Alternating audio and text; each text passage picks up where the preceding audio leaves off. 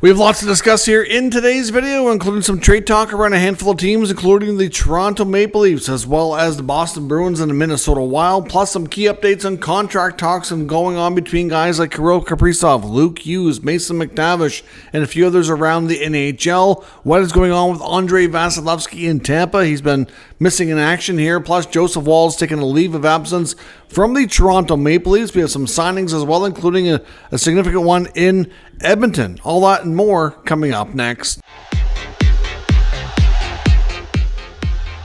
Welcome back to another video here at Top Shelf Hockey. As I mentioned, we have lots to discuss here in today's video. Before we jump into the news, I just want to remind everybody of the giveaway that I launched here on the channel yesterday. I'm partnering with the fine folks that are running the Amazon Prime series, Face-Off behind the scenes of the NHL. Of course, we have a new season coming up here on October 3rd, but there is some events going on in various places. The one I'm working with here is in Halifax, Nova Scotia. So if you live in Halifax or anywhere close and you can be there on September the 28th, I have a bunch of tickets to give away for an exclusive event.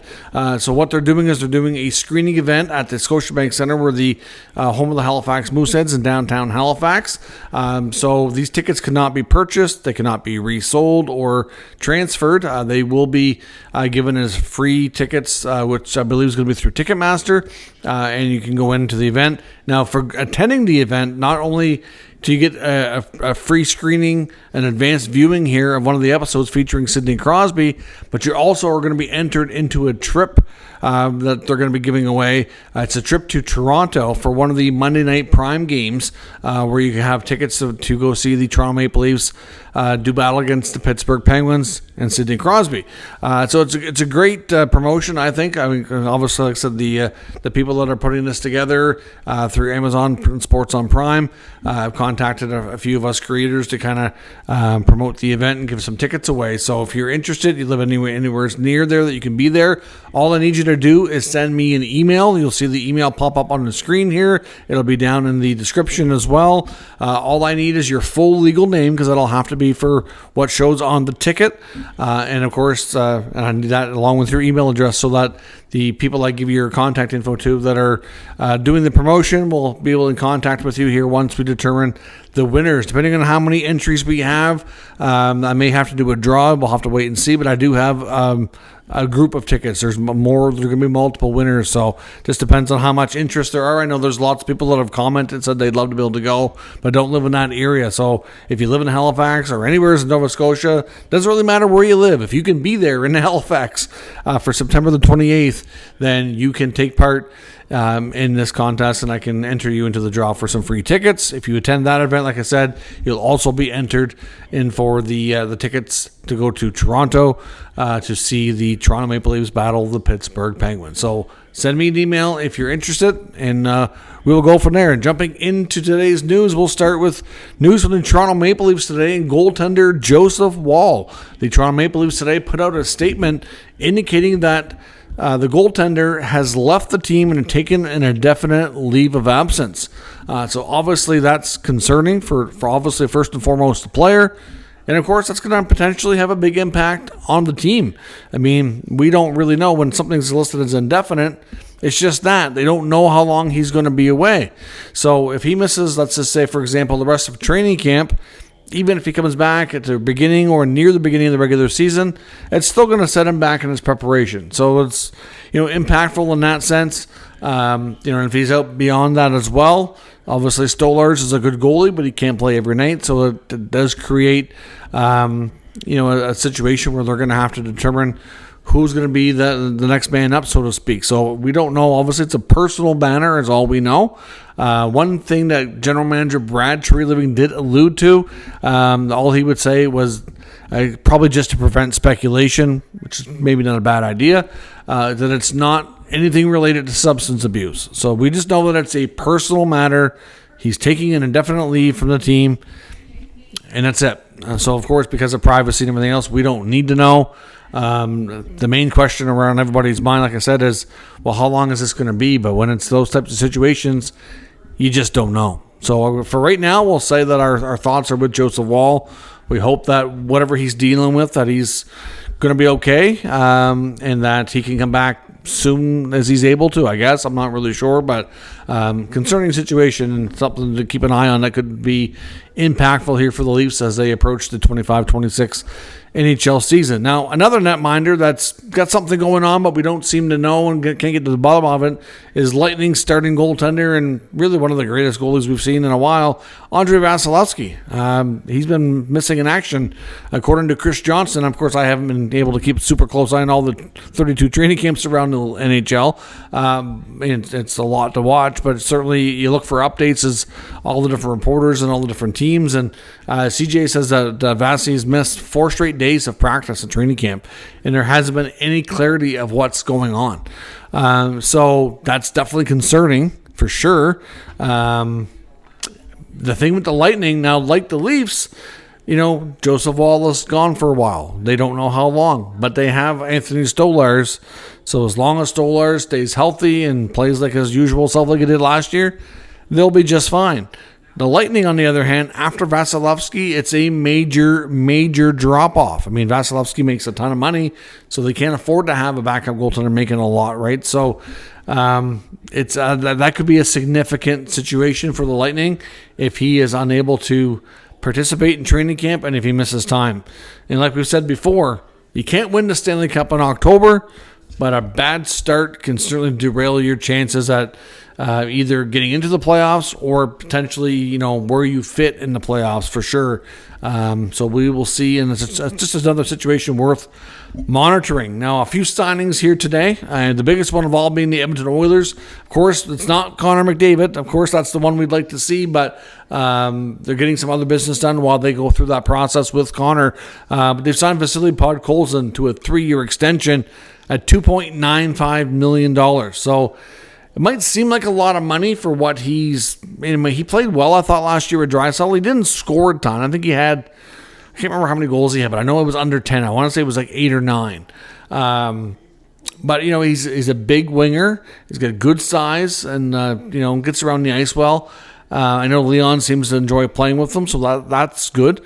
But with the cap going up, it's not a horrible contract. But if you think about the fact that they went out and got Podkolzin mainly because they lost Dylan Holloway to the offer sheet, and he was obviously, a younger player, good size. They thought had some similarities. Holloway might have a higher end skill, but after losing him, he also was less expensive.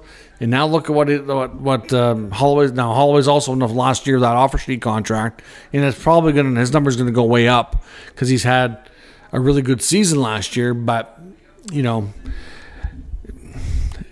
got to have a little bit of regrets there, I do think. But at the same time, they were put in a really tough spot, which is they're kind of their own doing as well. But Podkolzin, $295.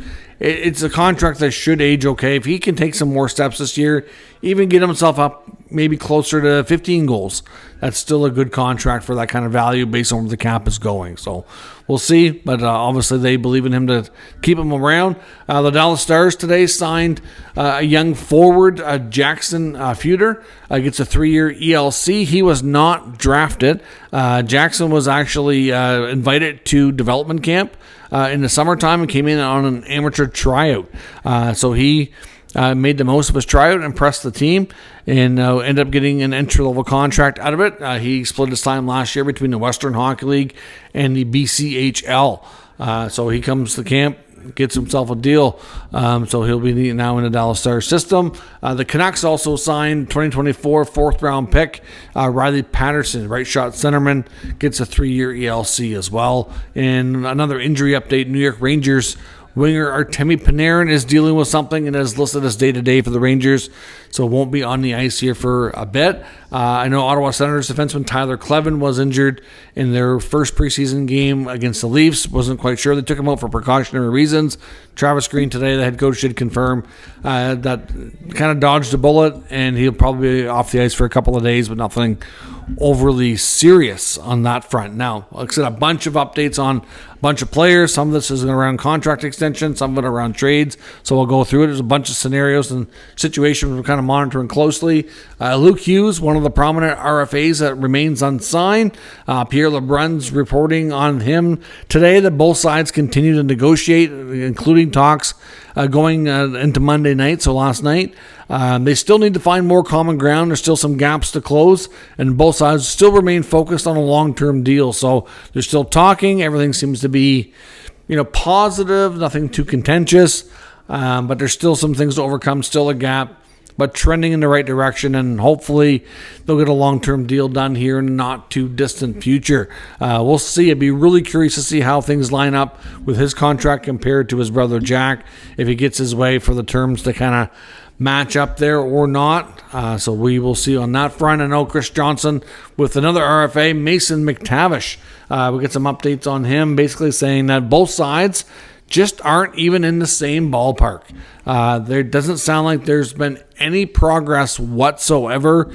We had heard, I think it was yesterday, from Elliotte Friedman that they're not even having regular talks. Like, in the last couple of weeks, there's been talks. I'm not saying they're not talking at all, but it's not like they're grinding away at this every day. But everybody involved in this negotiation, from McTavish's agent to Verbeek to his assistant GMs, they're all known for kind of grinding and really, priding themselves, you could say, in being really tough negotiators.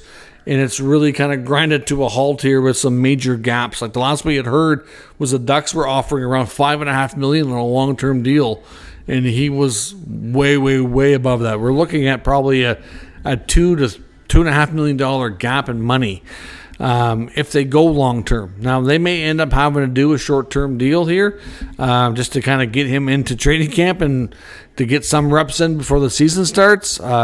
It's never good to miss in the entirety of camp. It usually, in most cases, sets the player back, but we'll kind of see where it goes. But no progression there, according to Chris Johnson here so far. And it's not like things are close and you're kind of waiting to get it over the finish line. Like, this is just nowhere close. And by the sounds of things, this might be, I don't know if it's in William Nylander territory. I don't know that it's quite that extreme, but this sure sounds like it's possible, and probably the most likely scenario that exists, where he could miss time in the regular season.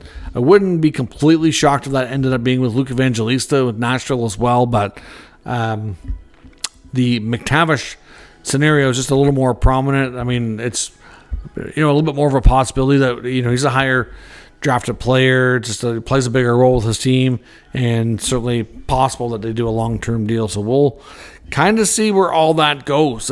Speaking of contract extensions, we'll get updates on a few other players, including Jack Eichel. Chris Johnson's reporting on him today that he thinks that things are progressing in the right direction, and he seems pretty optimistic that Eichel and the Vegas Golden Knights will reach a contract extension sometime in the next couple of weeks before the beginning of the regular season.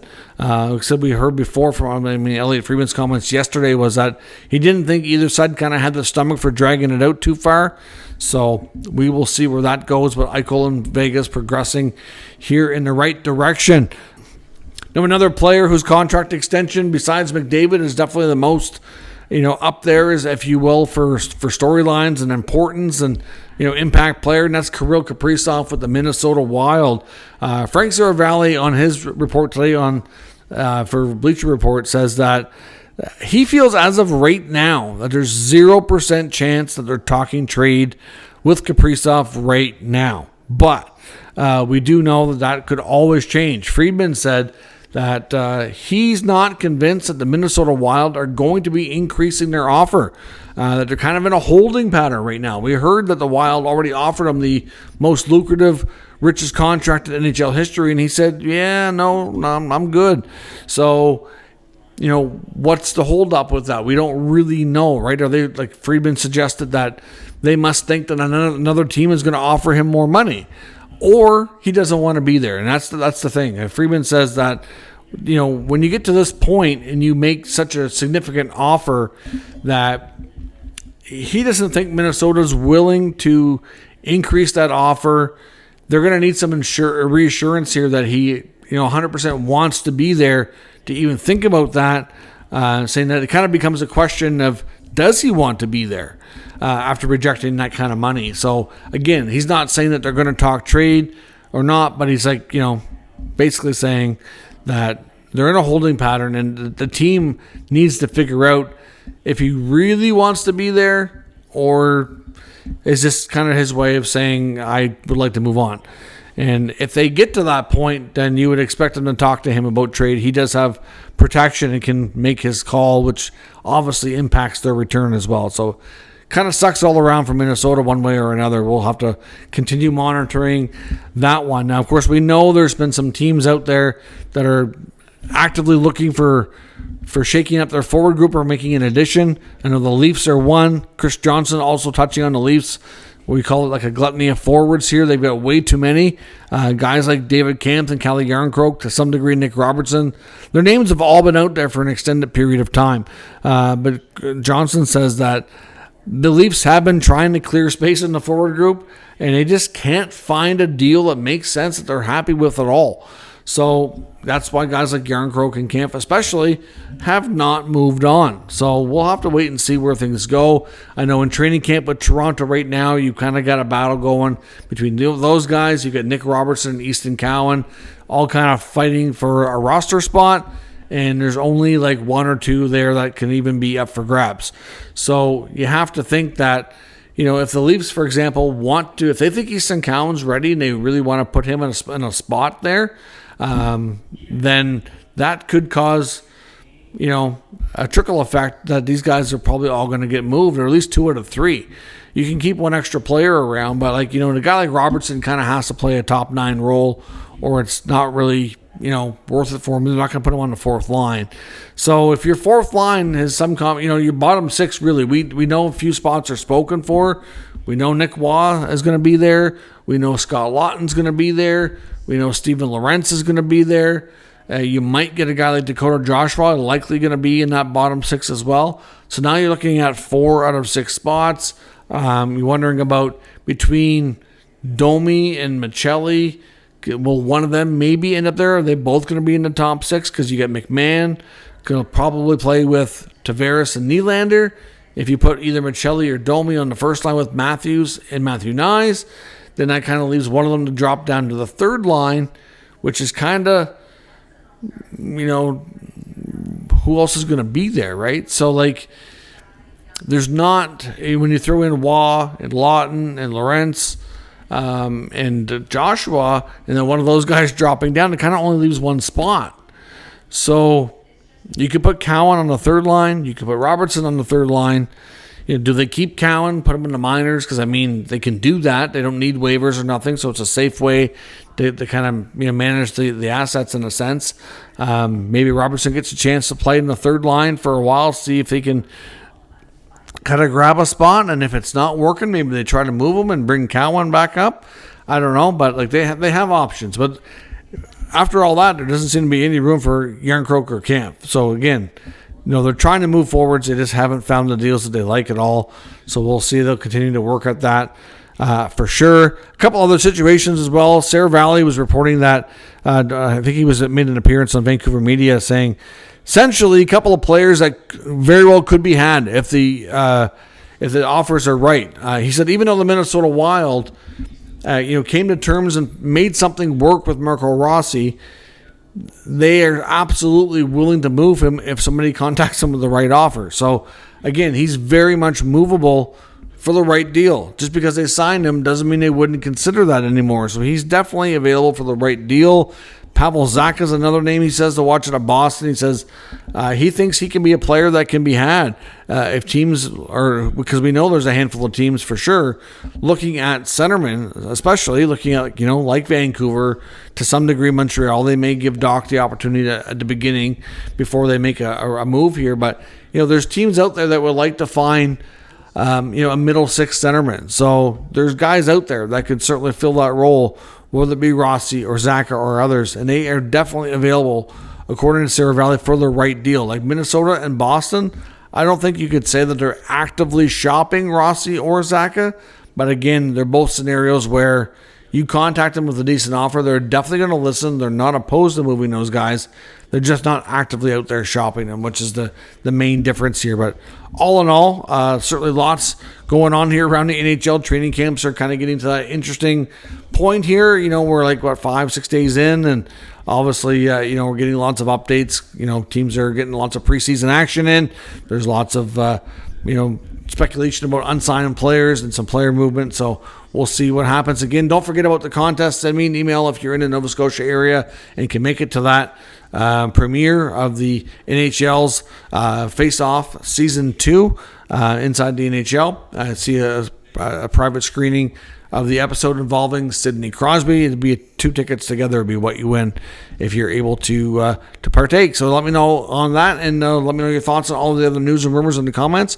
We'll discuss further. If you're new to the channel, make sure you subscribe and stick around. We'll keep you up to date with all the news, rumors, and analysis of all 32 NHL teams. Thanks for watching, and I will catch you next time.